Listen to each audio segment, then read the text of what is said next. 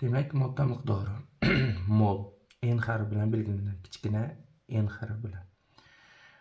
Demak, modda miqdorini topish uchun berilgan moddani massasini uni molar massasiga bo'lish kerak.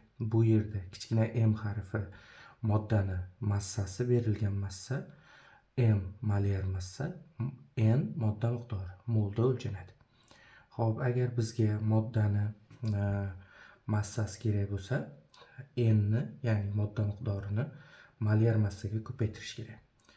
Xo'p, agar bizda molar massani topish kerak bo'ladigan bo'lsa, massani moddani massasini miqdoriga bo'lish kerak, ya'ni modda miqdori moliga bo'lish kerak. Agar bizda gaz hajmi berilgan bo'lsa, moddani miqdorini topish uchun berilgan hajmni 22/4 ga bo'lishim kerak. Bu 22/4 molar hajm deyiladi. Xo'p, demak bu yerda V ni topish uchun, hajmni topish uchun modda miqdorini molar hajm, ya'ni 22/4 litrga ko'paytirish kerak. Bu 22/4 o'zgarmas son. Avogadro soni berilsa, modda miqdorini topish uchun berilgan molekula yoki atom sonini Avogadro soniga bo'linadi. Avogadro soni 6,02 10⁻23 ga teng bo'ladi. Xo'p, demak bizda atom yoki molekulalar sonini topish uchun modda miqdorini Avogadro soniga ko'paytirish kerak bo'ladi.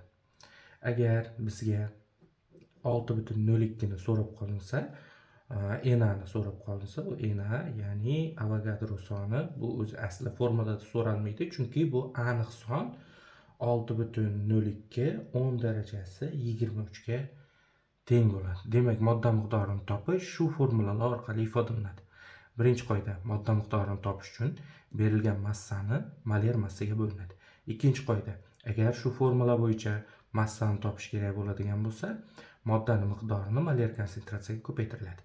Agar menga molar massa kerak bo'ladigan bo'lsa, massani, berilgan massani, bu molar massa, bu berilgan massa, massani modda miqdoriga bo'linadi. Gaz hajmi berib qolinadigan bo'lsa, gaz hajmini 22/4 litrga bo'lsam, moddani moli kelib chiqadi. Agar berilgan hajm millilitrda yoki metr kubda boshqa o'lchov birliklarida beriladigan bo'lsa, litrga o'tkazib bo'lish eng yaxshi usul.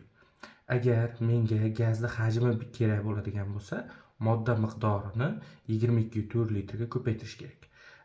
Agar Avogadro sonida beriladigan bo'lsa-yu modda miqdorini topish kerak bo'ladigan bo'lsa, n ni Na ga bo'lish kerak. Ya'ni berilgan atom yoki molekulalar sonini 6,02 10⁻23 ga bo'lish kerak. Bu son Avogadro soni deyiladi.